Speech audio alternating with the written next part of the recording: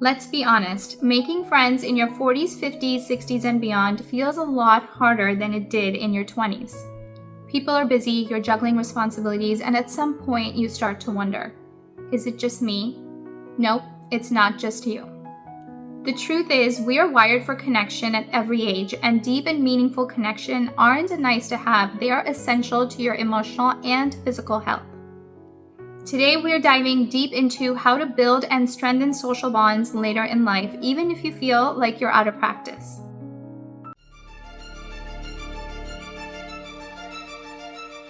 We are talking about friends you can count on and rely on, people you can call at 2 a.m., and people who make you feel fully seen. Because here's what the science says, strong social bonds is the #1 predictor of long-term health and happiness, even more than diet, exercise, or income. So let's talk about why social connections matter more later on in life and how to actively cultivate it, no matter your age or stage of life.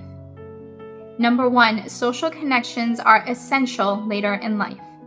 According to the Harvard study on adult development, the longest running study on human happiness, adults who had strong relationships lived longer, were happier, and had better memory and health in older age.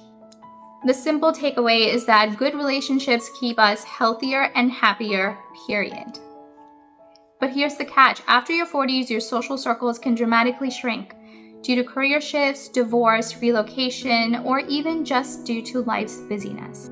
That is why we have to intentionally build what used to be natural in our teens or even our 20s. Number 2, give friendship the priority it deserves. We tend to prioritize everything, work, family, and even laundry over friendships.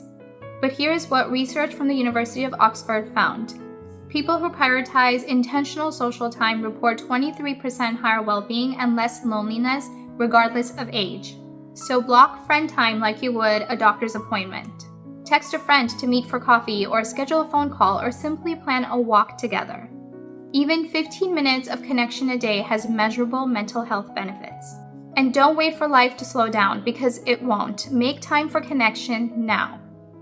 Number 3, say yes to new people even if it feels awkward. According to a 2022 American Psychological Association report, adults who engage in new social situations are 32% more likely to report higher life satisfaction even if they feel awkward doing it. So get out of your house and say yes to the neighborhood gathering. Join a community class or a group such as a yoga group or a church group or a book club. You can also volunteer somewhere meaningful.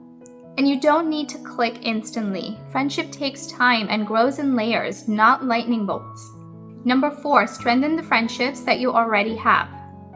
Friendships are like muscles. If you don't use them, they weaken. But they can also be rebuilt.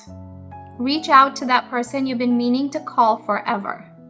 You'll be surprised to hear that studies from the University of Kansas shows that it takes 50+ hours to turn an acquaintance into a close friend and 200+ hours to turn that close friend into a best friend. But here's the good news. Those hours don't have to be deep therapy sessions. They can be texts or quick calls or shared hobbies or even sending funny memes. It is never about the grand gestures, but it is about the consistent micro-connections. Number 5, be brave enough to go deeper. Let's face it, we all crave real connection, but most of us are scared to go first. Here's a social insight. Vulnerability creates connection. Dr. Brené Brown's research shows that sharing your story, even a little, helps create closeness and builds emotional trust. So try going first by sharing something personal. Ask thoughtful questions beyond the "how are you?" and let people see the real you, not just the polished one. And over time, the right people will lean in. Number 6, let go of relationship baggage. Sometimes we hold back from connections because of old wounds. Friendships that faded, betrayals, people who ghosted us, or friends who weren't there when we truly needed them. And that's real. But don't let past pain rob you of present joy. For a long time, I was holding on to past connections simply because we were friends for a long time. And even though I had nothing in common with them anymore, and even though it actually felt stressful to hang out with them, I still held on to old connections just because they were convenient. But then I realized that as we age, we get to choose differently. We're wiser now. We know what we want in a friend and what we simply won't tolerate. So forgive where you need to. Let go of old connections and baggage that no longer serves you. Grieve what you have lost, but keep your heart open to what's next. Here's the truth. Later in life, we don't outgrow the need for deep connections. We just have to work harder for it. Friendship isn't childish, vulnerability isn't weakness, and making new friends in your 40s, 50s, 60s, and beyond, it's not too late. It's courageous. So don't wait. Text the friend, join the group, and put connection on your calendar.